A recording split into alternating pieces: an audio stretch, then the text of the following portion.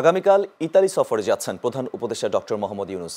তিনি সেখানে world food ফোরামের ফ্ল্যাগশিপ ইভেন্টে যোগ দেবেন। প্রধান উপদেষ্টার প্রেস উইং জানিয়েছে, এ সম্মেলনের ফাঁকে উচ্চ পর্যায়ের ব্যক্তিবর্গের সঙ্গে দ্বিপক্ষীয় বৈঠকেও অংশ নেবেন ডক্টর ইউনূস।